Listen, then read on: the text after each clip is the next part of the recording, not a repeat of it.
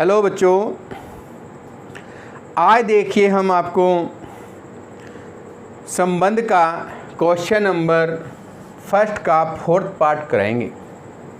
तो देखिए इसमें z बराबर समस्त पूर्णांकों का समुच्चय आपको दिया हुआ है और संबंध है X Y such that x minus Y एक पूर्णांक है। तो प्रश्न को पहले आप अच्छी तरह से समझ लें, फिर उसके बाद हम करेंगे। देखो यहाँ पर जो समुच्चय दिया हुआ है वो z है,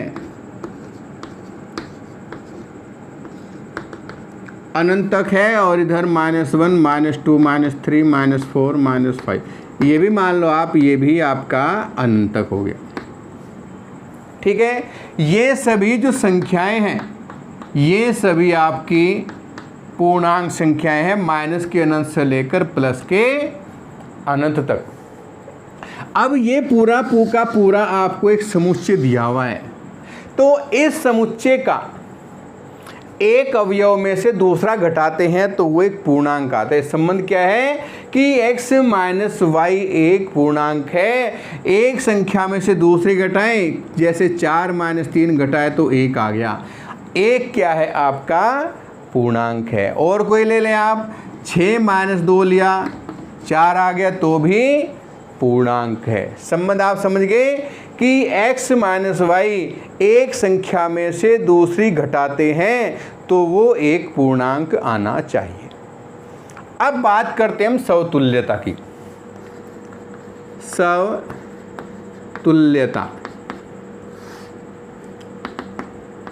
अब देखो समतुल्य में क्या करना है। माना देखो यहाँ पर मैं तालिका विधि इसमें अप्लाई नहीं करूँगा। क्यों? क्योंकि समुच्चय जो है निश्चित समुच्चय है, अनंत इसके अंदर अवयव हैं, तो अगर निश्चित अवयव हो तभी मैं तालिका विधि लगा सकता हूँ, इसमें नहीं लगाऊंगा। ठीक है ना। अब देखिए यहाँ पर x रिलेटेड x, समतुल्य में हम क्या करते हैं, स्वयं का स्वयं के साथ संबंध। तो इसके अंदर जितनी भी संख्याएं हैं उन सभी का स्वयं के साथ संबंध होना चाहिए। अब जैसे मैं आपको यहाँ बताऊँ, जैसे 1 है, 1 - 1 बराबर 0, अर्थात x में से y घटाना है, एक संख्या में से दूसरी घटाते हैं तो क्या आता है, पूर्णांक आता है। अब ये नियम मुझे प्रत्येक संख्या के साथ लगाना है। 0 में से 0 घटाऊँ, 0, वो भी पूर्णांक है। 1 - 1 किया, 0 आ गया, पूर्णांक। 2 - 2 किए तो भी पूर्णांक है। आप कोई भी संख्या ले लें, माइनस के अनंत से प्लस के अनंत तक कोई भी संख्या ले लें और उसको हम स्वयं में से घटाएं, 5 - 5 किया तो भी 0 है, और 0 आपका एक पूर्णांक होता है। बात सत्य है, इसलिए संबंध समतुल्य होगा। अर्थात x - x बराबर 0 जो एक पूर्णांक है, जो एक पूर्णांक है, इसलिए r एक समतुल्य संबंध है।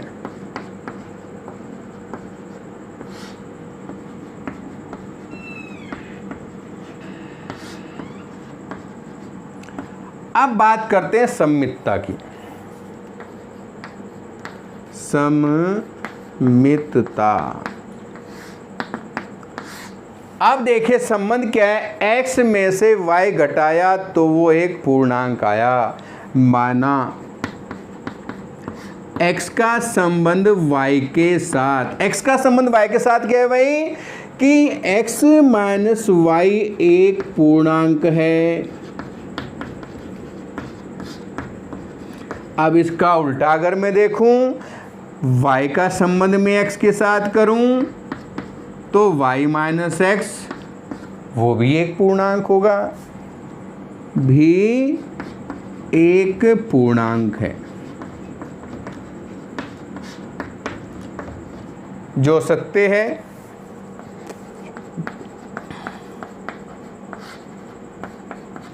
इसलिए R एक सममित संबंध है।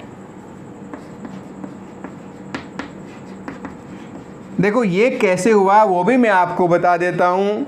x में से y घटाया, जैसे मैं यहाँ पर ले लेता हूँ 4 में से 3 घटाया तो 1 आ गया और एक पूर्णांक होता है। अगर मैं 3 माइनस के 4 करूं तो -1 आएगा।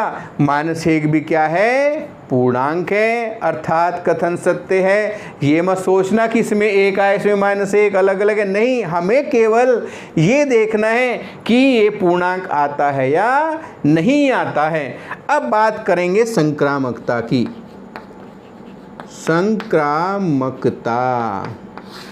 संक्रामकता में तीनों करने हैं। माना x का संबंध y के साथ x माइनस y एक पूर्णांक है।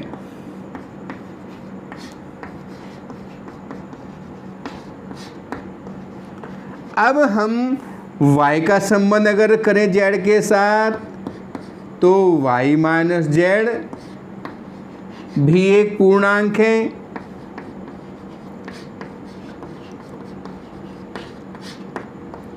अब हम ये पहला संबंध और ये दूसरा संबंध, इन दोनों संबंध से हमें देखना है कि x माइनस जेड एक पूर्णांक होगा या नहीं होगा। देखो यहाँ पर फर्स्ट व सेकंड संबंध से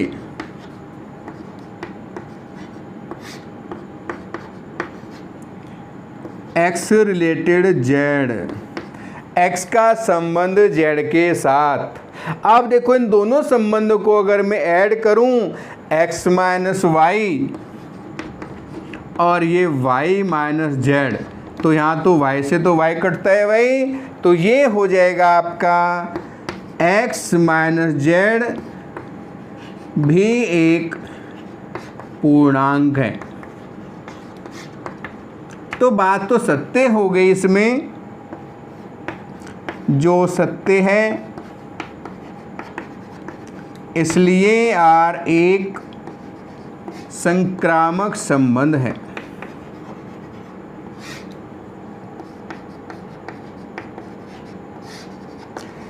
देखो एग्जाम्पल भी मैं आपको दे देता हूं कैसे करते हैं। जैसे मैंने दो संख्याएं ली, यहाँ पर बता देता हूं। जैसे मैंने ये लिया था कि 4 माइनस 3 वो आपका आ गया 1।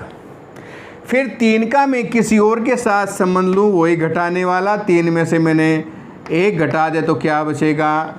2, अर्थात 4 में से 3 घटाया, पूर्णांक आ गया है। 3 में से और कोई संख्या घटा दी, 1 घटा दी, पूर्णांक। अब इसका मैं संबंध इसके साथ देखूं, 4 माइनस 1 तो कितना आएगा? 3, वो भी क्या है? एक पूर्णांक है। तो इस तरीके से आपको दिमाग में खुद सोचना है कि ये संबंध आपका बन सकता है या नहीं बन सकता है। तो ये प्रश्न आपका कंप्लीट।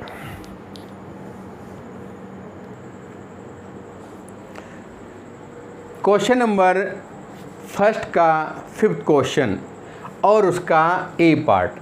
देखो बहुत ही अच्छा प्रश्न है, आसान प्रश्न है, ध्यान देंगे समुच्चय पर। पहले तो किसी विशेष समय पर किसी नगर के निवासियों का समुच्चय। अब जैसे मान लो नगर होगा, अब जैसे मान लो रात हो रही है, तो रात के समय में सभी जो नगरवासी हैं वो अपने घर पर होंगे। अब दिन की बात करें तो दिन में क्या है? व्यक्ति जैसे कोई अपना स्कूल में जा रहा है काम करने, कोई फैक्ट्री में है, यानी एक विशेष समय पर व्यक्ति विशेष जगह पर होता है। प्रश्न है x तथा y एक ही स्थान पर कार्य करते हैं। इसका अर्थ ये समझें कि अगर मान लो कोई फैक्ट्री है और उसमें 8 से और मान लो 4 बजे का टाइम है, तो उस टाइम पर सभी जो वर्कर हैं, जो कर्मचारी हैं, वो उस फैक्ट्री के अंदर ही रहेंगे। ये समझ लें आप। अब हम बात करें समतुल्य की। समतुल्य में क्या होता है? स्वयं का स्वयं के साथ संबंध। यहाँ पर जो संबंध है वो ये दिया हुआ है कि दो व्यक्ति एक ही जगह रहते हैं, x तथा y एक ही स्थान पर कार्य करते हैं। अब अगर हम स्वयं की बात करें तो प्रत्येक व्यक्ति भी वहीं पर काम करेगा उसी टाइम पर। जैसे मान लो 8 से हम बात कर रहे थे भी 8 से और 4 का टाइम है, तो प्रत्येक व्यक्ति उसी कंपनी या उसी फैक्ट्री में उस टाइम पर कार्य करेगा, वहाँ पर वो मौजूद होगा और कार्य करेगा। अब बात करते हैं सम्मित की। x तथा y एक ही स्थान पर कार्य करते हैं, तो इसका उल्टा करें तो y तथा x वो भी वही काम करेंगे, सम्मित भी होगा। संक्रामक x तथा y एक ही स्थान पर कार्य करते हैं और y तथा z भी वहीं पर काम करते हैं, तो x z की बात करें तो वो भी वहीं पर कार्य करेंगे। संक्रामक भी आपका होगा। लिखना कैसे है, कोई प्रॉब्लम वाली बात नहीं है। समतुल्यता माना x का संबंध x के साथ x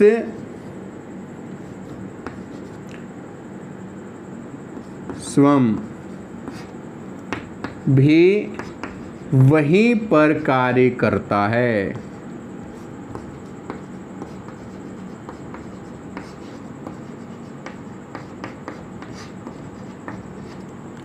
बात सत्य है, जो सत्य है और सत्य है तो समतुल्य संबंध होगा, इसलिए R एक समतुल्य संबंध है।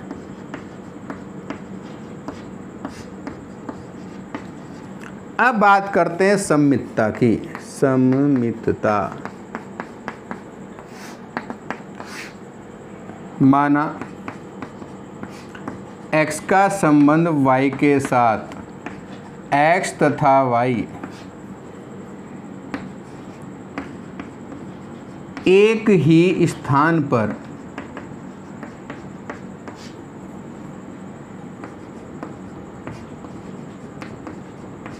कार्य करते हैं।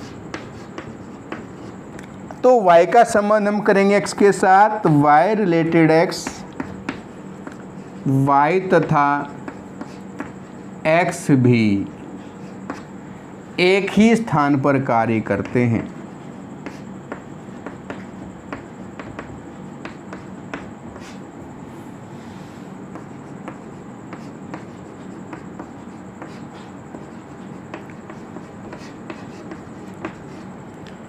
जो सत्य है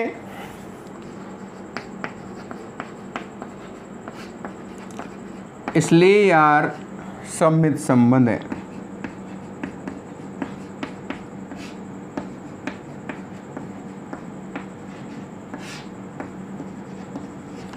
संक्रामकता की बात करते हैं। संक्रामकता माना x का संबंध y के साथ x तथा y एक ही स्थान पर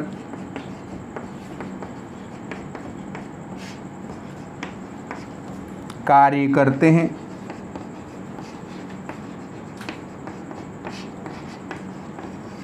अब y का संबंध में y रिलेटेड z, y तथा z भी एक ही स्थान पर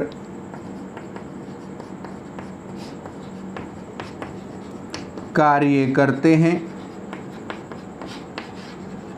अब हम बात करें फर्स्ट और सेकंड दोनों संबंधों से मिलाएं, तो फर्स्ट और सेकंड भाई x और y वहीं पर काम करें, y z भी वही काम करे, तो x z भी तो वही काम करेगा। तो ये बात सत्य हो गई। फर्स्ट व सेकंड संबंध से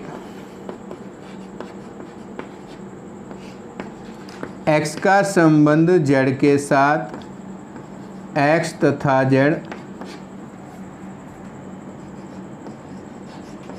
वही कार्य करेंगे। अब वही कार्य करेंगे तो जो R है, इसलिए R एक संक्रामक संबंध है।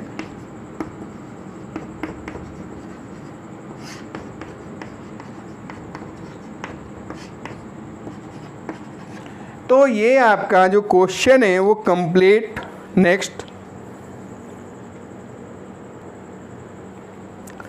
अब देखिए इसका बी पार्ट। X तथा Y एक ही मोहल्ले में रहते हैं। देखो यहाँ पर समुच्चय दिया हुआ है नगर के निवासियों का समूह, और वो भी किसी विशेष समय पर। X तथा Y जैसे मोहल्ला हो गया अपना, ये मान लो अपनी कॉलोनी होगी और हम रहते हैं। मान लो मैं हूँ और मेरा कोई मान लो मित्र है, हम दोनों एक ही मोहल्ले में रहते हैं, तो मैं भी तो उसी मोहल्ले में रहता हूँ, इसलिए समतुल्य संबंध होगा। क्योंकि जितने भी मोहल्ले के व्यक्ति हैं सभी इसी मोहल्ले में रहते हैं, तो समतुल्य में इसको आप खुद करेंगे, इसको मैं छोड़ता हूँ। लिखना क्या है, माना x का संबंध x के साथ, x रिलेटेड x स्वयं भी उसी मोहल्ले में रहता है, समतुल्य हो जाएगा। सम्मितता x तथा y एक ही मोहल्ले में रहते हैं, तो y तथा x भी उसी मोहल्ले में रहेंगे। क्लियर, समतुल्य संबंध भी होगा। अब बात करें संक्रामकता की, x और y उसी मोहल्ले में रहते हैं, y और z भी उसी मोहल्ले में रहते हैं, तो x और z भी उसी मोहल्ले में रहेंगे। मान लो मैं हूँ और मेरा मित्र, हम दोनों रहते हैं, मेरा मित्र और कोई और है वो भी उसी मोहल्ले में रहता है, तो हम मैं और जो तीसरा जो व्यक्ति है वो भी तो उसी मोहल्ले में रहेंगे, इसलिए संबंध संक्रामक होगा। थ्योरी आप लिख लेंगे, स्वयं करेंगे इसको। नेक्स्ट कराऊंगा मैं इसका सी पार्ट। देखिए, X Y such that X Y से ठीक ठीक 7 सेंटीमीटर लंबा है। अब जैसे मान लो नगर है, नगर में बहुत सारे व्यक्ति हैं भाई, ये मैंने समुच्चय बना दिया, और इसमें 2 व्यक्ति हैं, ये मान लो एक व्यक्ति ये है और एक ये इतना हो गया, तो ये इससे मान लो 7 सेंटीमीटर लंबा हो गया, यानी एक लंबा व्यक्ति मान लो और एक छोटा, तो दोनों का जो लंबाई का अंतर है वो 7 सेंटीमीटर का है। क्लियर होगी बात। अब बात करें हम समतुल्यता की, तो जितने भी नगर के अंदर निवासी हैं सभी का स्वयं के साथ एक संबंध होना चाहिए, और संबंध क्या है, 7 सेंटीमीटर लंबा। क्या कोई व्यक्ति खुद से 7 सेंटीमीटर लंबा हो सकता है? नहीं हो सकता, ठीक है ना। अगर यहाँ पर ये कंडीशन नहीं होती विशेष समय वाली बात, तो बच्चा बढ़ता भी है। अब बच्चा छोटा है, कुछ दिन बाद बड़ा होगा, तो 7 सेंटीमीटर लंबा हो सकता है। अगर ये कंडीशन यहाँ पर ना होती विशेष समय वाली, तो ये संबंध समतुल्य होता, लेकिन अब नहीं होगा। क्यों? क्योंकि विशेष समय की बात चल रही है। कोई भी व्यक्ति खुद से 7 सेंटीमीटर लंबा हो ही नहीं सकता, संभव नहीं है, इसलिए संबंध समतुल्य नहीं होगा। अब दूसरी बात करें सम्मितता की, मान लो ये व्यक्ति इधर मैंने बताया भी कि ये से 7 सेंटीमीटर लंबा है, ये मान लो ये बना दिया मैंने, और ये दूसरा बना दिया ऐसे,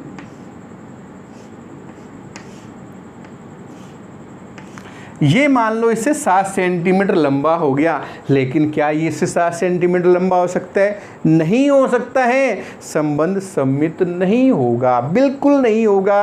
अब बात करें संक्रामकता की, कि मान लो पहला व्यक्ति ये मान लिया हमने भाई, ये हो गया, इससे 7 सेंटीमीटर लंबा बना दिया मैंने, ये से 7 सेंटीमीटर लंबा है, और ये इससे भी 7 सेंटीमीटर लंबा हो गया, तो क्या ये से 7 सेंटीमीटर लंबा होगा? नहीं होगा, पॉसिबल नहीं, क्योंकि ये हो जाएगा इससे 14 सेंटीमीटर लंबा, इसलिए संबंध संक्रामक भी नहीं है। लिखेंगे उसी प्रकार से जैसे मैंने पहले लिखा है, उसी प्रकार से करेंगे। अब इसका डी पार्ट देखिए, X Y such that X Y की पत्नी हैं, जो नगर के निवासी हैं उनमें आपस में संबंध दिया हुआ है कि एक व्यक्ति दूसरे व्यक्ति की पत्नी है। अब यहाँ पर मैं समतुल्यता की बात करता हूँ।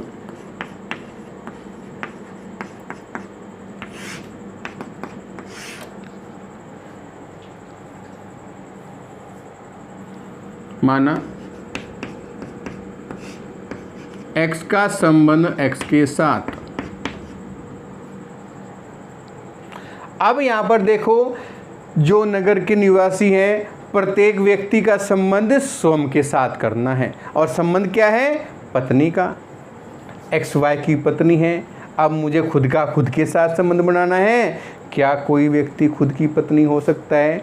संभव ही नहीं है भाई। जितने भी नगर के निवासी हैं, चाहे वो पुरुष हो चाहे महिला हो, क्या कोई महिला की पत्नी हो सकता है? नहीं हो सकता। ना ही पुरुष की पत्नी हो सकता है।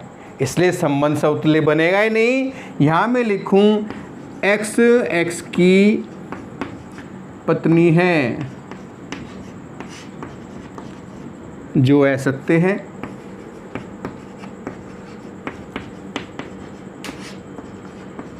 इसलिए R समतुल्य संबंध नहीं है।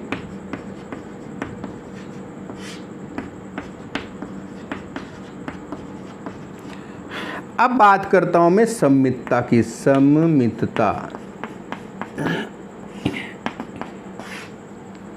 माना x का संबंध y के साथ मैंने किया। x y की पत्नी है। x y की पत्नी है। अब मुझे देखना है कि क्या y की x पत्नी हो जाएगी। y का संबंध x के साथ करूं। x y की पत्नी, यानी x हो गई महिला, y हो गया पुरुष, तो ये तो पत्नी हो गई। लेकिन अब मैंने उल्टा कर दिया, y x की पत्नी है। क्या कोई पुरुष किसी महिला की पत्नी हो सकता है? नहीं हो सकता है। y x की पत्नी नहीं होगी, और होगी नहीं तो इसलिए R सममित संबंध नहीं होगा।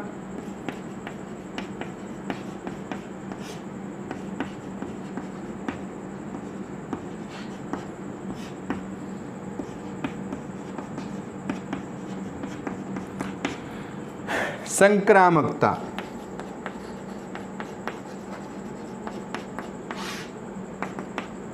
अब संक्रामकता की बात करते हैं तो माना x का संबंध y के साथ, x y की पत्नी है, और y का संबंध में करूं z के साथ, तो y z की पत्नी है।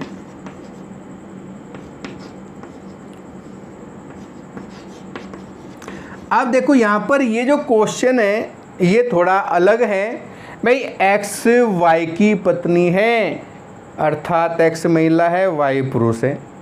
अब मैं कह रहा हूँ कि y z की पत्नी है, तो ये तो पॉसिबल ही नहीं है, क्योंकि y तो पुरुष हो गया।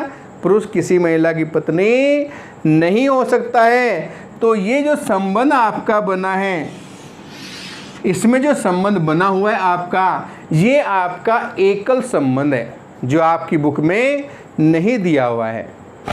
एकल संबंध का अर्थ है ऐसा संबंध जो केवल एक ही बनता हो, इसके अलावा कोई और ना बनता हो।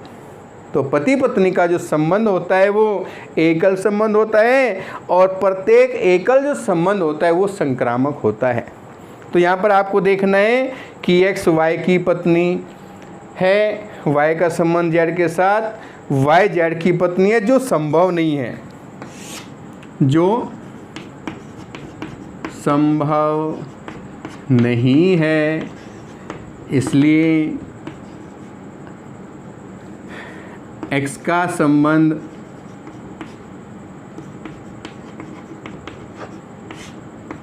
z के साथ नहीं देखना। देखो x का z के साथ अब संबंध हमें देखना ही नहीं है, कब देखते हैं? अगर x का संबंध y के साथ बने और y का संबंध z के साथ बने, तब हम देखते हैं कि संबंध x का z के साथ बनता है या नहीं बनता है। यहाँ तो y का z के साथ संबंध बना ही नहीं है, क्योंकि वो उसकी पत्नी हो ही नहीं सकती, क्योंकि वो तो पुरुष है भाई। पुरुष किसी अन्य महिला या पुरुष की पत्नी हो ही नहीं सकता, तो ये संभव बन नहीं सकता है। इसलिए संबंध आपका क्या बना? एकल। इसलिए R एक संक्रामक संबंध है।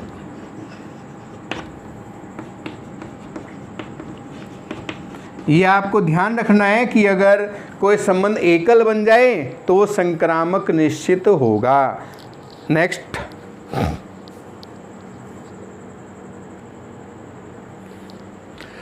अब इसका ई पार्ट देखिए। X Y such that X Y के पिता हैं। इसको आप समझ लें। इसकी जो थ्योरी है वो आपको खुद लिखनी है, मैं केवल इसको बताऊंगा, ठीक है ना। बहुत ही सिंपल है ये भी। किसी विशेष समय पर किसी नगर के निवासियों का समूह, यानी समुच्चय जो दिया हुआ है वो नगर के निवासी हैं सभी। अब हम बात करते हैं समतुल्यता की, और समतुल्य में मैंने क्या बताया? स्वयं का स्वयं के साथ संबंध है यहाँ पर पिता का। अब आपको खुद सोचना है कि क्या कोई स्वयं का पिता हो सकता है? नहीं हो सकता। कोई भी व्यक्ति स्वयं का पिता नहीं हो सकता, इसलिए संबंध समतुल्य नहीं होगा। अब बात करें हम सम्मितता की। एक्स वाई का पिता है, एक्स वाई का पिता है। क्या इसका उल्टा संभव हो सकता है? वाई एक्स का पिता हो सकता है क्या? नहीं हो सकता है। जैसे मान लो तुम हो, तुम्हारे पिता हैं, उल्टा कर देंगे तो क्या तुम उनके पिता हो सकते हो? पॉसिबल नहीं है, सम्मित संबंध नहीं होगा। अब बात करें संक्रामकता की। एक्स वाई का पिता है और फिर मैं कर दूं कि वाई जेड का पिता है। एक्स तो हो गया वाई का पिता, वाई हो गया जेड का पिता। क्या एक्स जेड का पिता हो सकता है? नहीं हो सकता। जैसे मान लो हम हैं, हमारे पिता हो गए, हमारे पिता के पिता हो गए, तो वो क्या हमारे पिता हो जाएंगे? पॉसिबल नहीं, वो हमारे क्या हो जाएंगे? दादाजी हो जाएंगे, पिता नहीं होंगे। इसलिए संबंध संक्रामक भी नहीं होगा। इसको आप स्वयं लिखेंगे, ठीक है ना। अब हम आगे बढ़ते हैं।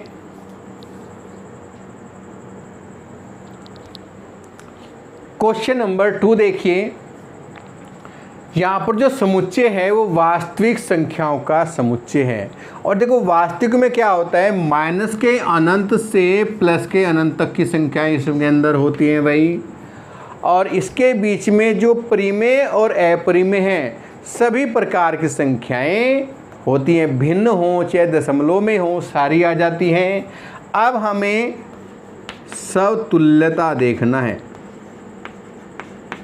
समतुल्यता, तो समतुल्यता की बात करें तो जो समुच्चय दिया हुआ है, हमें देखना है क्या प्रत्येक संख्या का संबंध स्वयं के साथ हो सकता है या नहीं। एक भी संख्या अगर कंडीशन फेल हो जाती है तो संबंध समतुल्य नहीं होगा। कैसे करना है इसमें? माना ए का संबंध ए के साथ क्या हुआ? A less than equal to A square. अब यहाँ पर आप सोच रहे होंगे कि भाई जो वर्ग है वो तो संख्या से बड़ा होगा। जैसे मान लो 2 है, 2 का वर्ग 4 हो गया, बड़ा हो रहा है, बात सत्य है। 1 है, 1 का वर्ग 1 हो गया है, बराबर है, सत्य हो रही है बात। परंतु क्योंकि यहाँ पर दिया हुआ है वास्तविक संख्याओं का समुच्चय, इसके अंदर तो भिन्न भी आती हैं आपकी। 1/2 अगर मैं लूँ तो इसका वर्ग होगा 1/4। क्या ये संभव है? नहीं है। अगर समुच्चय में एक भी कंडीशन, यानी एक भी संख्या के लिए कंडीशन फेल हो जाती है, संबंध समतुल्य नहीं होगा। तो यहाँ पर यह आपका सत्य नहीं है। लिखो तो या तो इसको काट दो या लिख दो जो असत्य है। इसलिए यार समतुल्य संबंध नहीं है।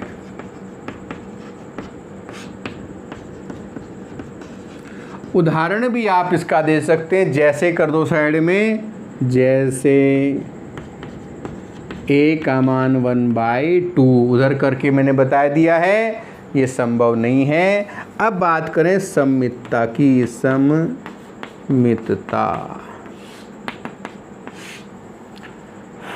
माना a का संबंध b के साथ a <= b²। भाई संबंध क्या है कि एक संख्या का वर्ग इससे बड़ा है। अब क्या इसका उल्टा हो सकता है भाई? b का संबंध a के साथ नहीं हो सकता, नहीं हो सकता, ये भी आप कह सकते हैं। जो असत्य है, इसलिए R सममित संबंध नहीं है। तो देखिए आपका ये भी सममित नहीं है।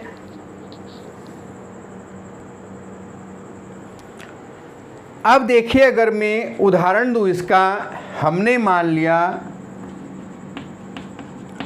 a बराबर में 1 मान लेता हूँ और b बराबर मैंने माना 2। यहाँ पर इसमें अगर मैं रखूँ तो ये हुआ 1 और ये हो जाएगा 2 दूनी 4, b का मान 2 और 1 का वर्ग 1, तो ये तो संभव है ही नहीं, 1 तो 2 से बड़ा होता ही नहीं है भाई। तो ये आपका सममित नहीं हुआ। अब बात करते हैं संक्रामकता की। संक्रामकता माना a का संबंध b के साथ a <= b²। ये आपका पहला संबंध बना। अब b का संबंध करूँ मैं c के साथ, तो ये होगा b <= c²। संबंध हुआ सेकंड, फर्स्ट व सेकंड संबंध से।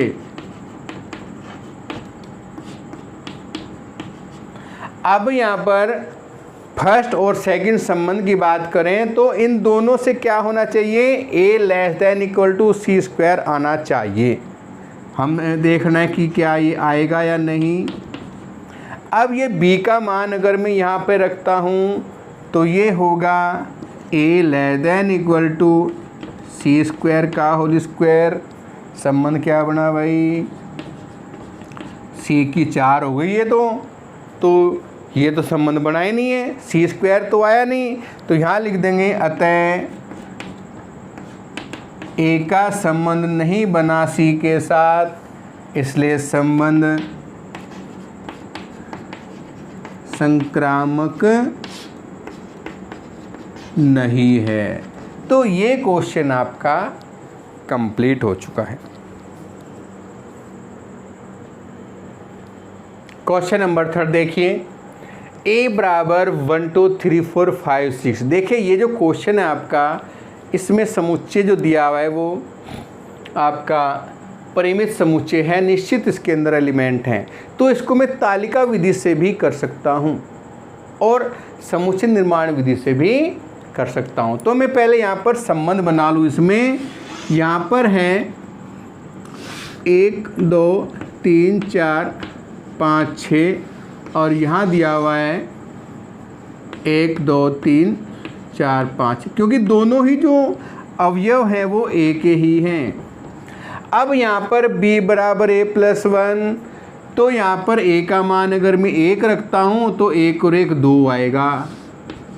2 रखूँ तो 2 और 1 3, 3 रखूँ तो 4, 4 रखूँ तो 5, 5 रखूँ तो 6। ठीक है ना? तो ये संबंध इसके बन जाएंगे। अब मुझे देखना ये है समतुल्य, सममित और संक्रामक। क्या इसका प्रत्येक अवयव स्वयं के साथ संबंध है? नहीं है, एक एक तो इसके अंदर है ही नहीं। 2 2 भी नहीं है। मैं तालिका बना दूं पहले, उससे आपको और क्लियर हो जाएगा। R इक्वल टू 1 2 2 3 3 4 4 5 और 5 6। अब बात करते हैं समतुल्यता की।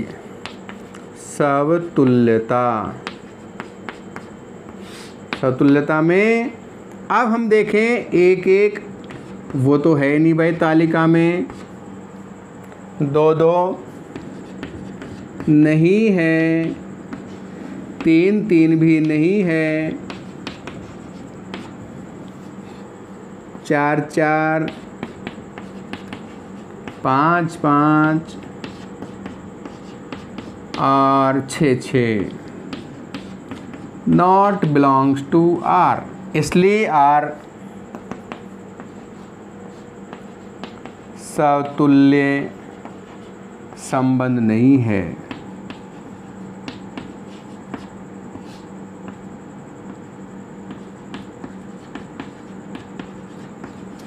सममितता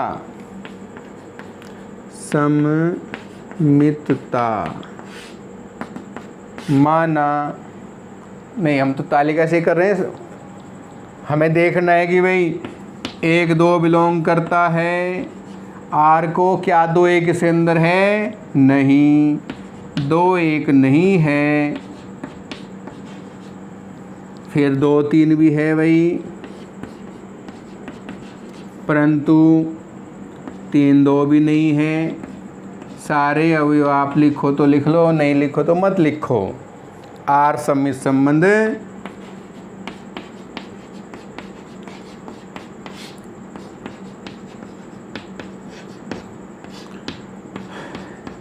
नहीं है।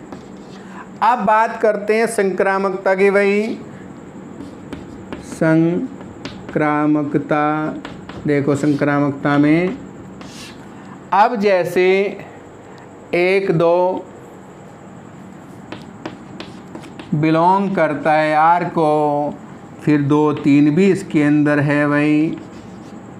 देख लो तालिका में 1 2 बिलोंग करता है, 2 3 भी करता है, परंतु 1 3 इसमें नहीं है। 1 3 नॉट बिलोंग्स टू R है ही नहीं।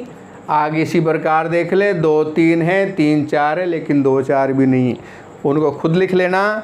इसलिए R संक्रामक संबंध नहीं है।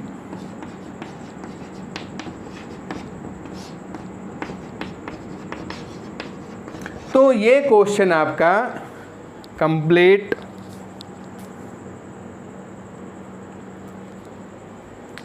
अब देखिए क्वेश्चन नंबर 4। R बराबर है वास्तविक संख्याओं का समुच्चय, अर्थात माइनस के अनंत से लेकर प्लस के अनंत तक की संख्याएं इसमें दी हुई हैं। संबंध है A B such that A B से छोटी है या उसके बराबर है। तो समतुल्यता देखो भाई, समतुल्यता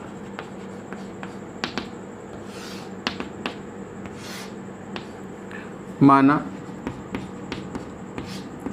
ए का संबंध ए के साथ। अब खुद का खुद के साथ करें तो ए लेस देन इक्वल टू ए। अब हमें देखना ये है क्या ये संबंध सत्य है या नहीं। भाई वास्तविक संख्याएं माइनस अनंत से प्लस अनंत के बीच में बहुत सारी संख्याएं हैं, 1 2 3 पूर्णांक भी आएंगी। ये तो आनी है, भिन्न संख्याएं भी आएंगी, 1/2 1/3 1/4, पॉइंट वाली भी आएंगी। सभी प्रकार की संख्याएं इसमें आएंगी। अब प्रत्येक संख्या की बात करें, जैसे मैं यहाँ पर करूँ 2 है तो लेस देन इक्वल टू 2, 2 2 से बड़ा या उसके बराबर, बड़ा तो नहीं है लेकिन बराबर तो है। कथन सत्य, यानी प्रत्येक संख्या जितनी भी इसके अंदर परिमेय और अपरिमेय संख्याएं दी हुई हैं, सभी संख्याएं सम के बराबर होती हैं। सत्य हो जाएगा जो सत्य है। इसलिए R समतुल्य संबंध है।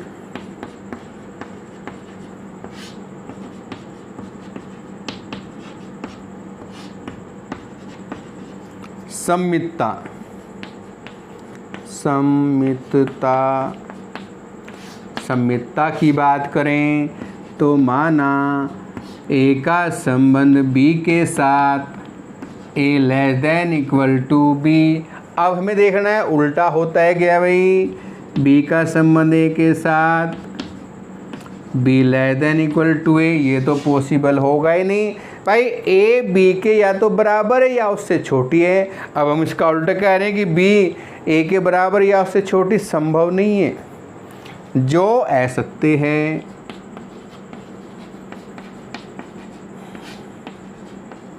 इसलिए यार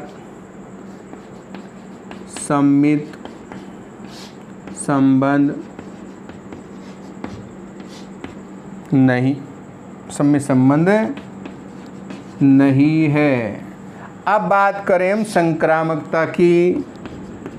संक्रामकता माना ए का संबंध है बी के साथ। अब ए का संबंध बी के साथ क्या है भाई, A less than equal to B संबंध फर्स्ट हुआ, बी का संबंध हुआ सी के साथ, तो B less than equal to C संबंध सेकंड। अब फर्स्ट और सेकंड संबंध से, फर्स्ट व सेकंड संबंध से अब हमें देखना है A less than equal to सी होगा या नहीं। देखते हैं, ए बी के बराबर या उससे छोटा है, बी सी के बराबर या उससे छोटा, तो ये वहाँ पर इसका मान रख देता हूँ, तो ए का संबंध सी के साथ क्या हो जाएगा, ए लेस देन इक्वल टू सी। बात सत्य है, इसलिए यार संक्रामक संबंध है। तो ये आपका क्वेश्चन कंप्लीट। अब हम आगे बढ़ेंगे।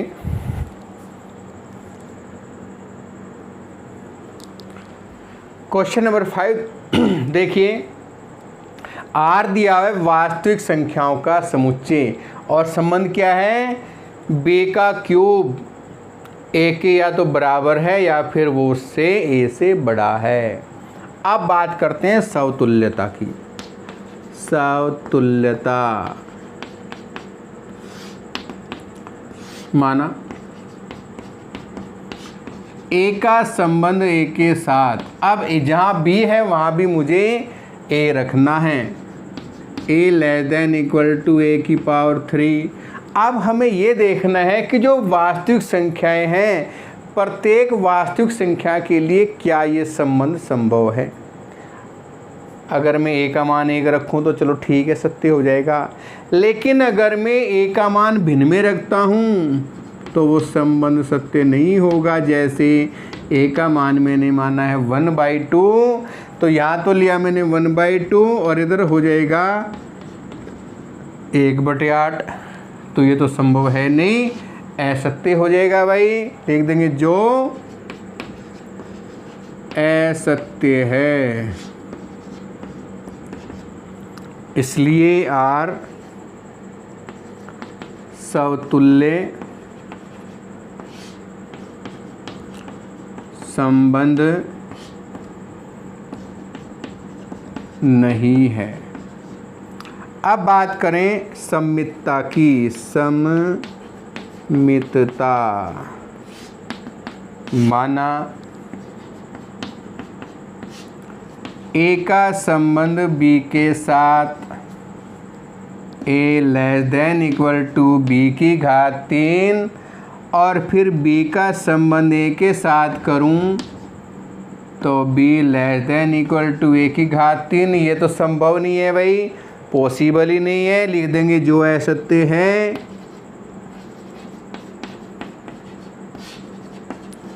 इसलिए आर सम्मित संबंध नहीं है।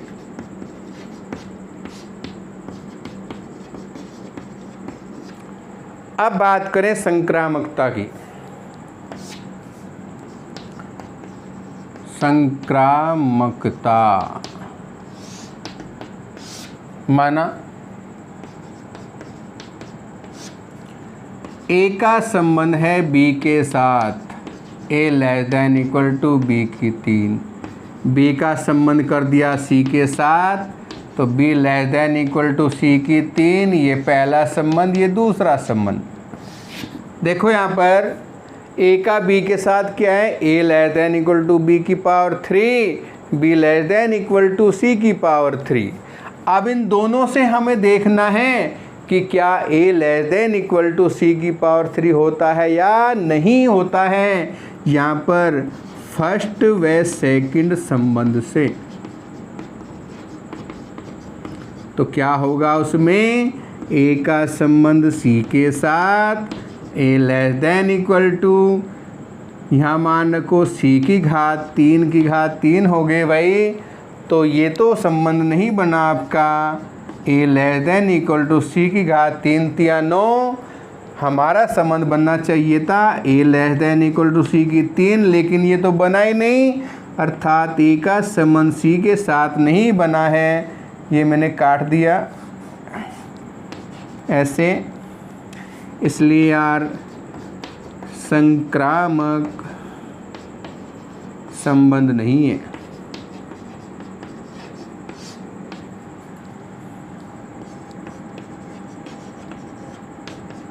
तो ये आपका क्वेश्चन कंप्लीट, आज के लिए इतना ही काफ़ी है।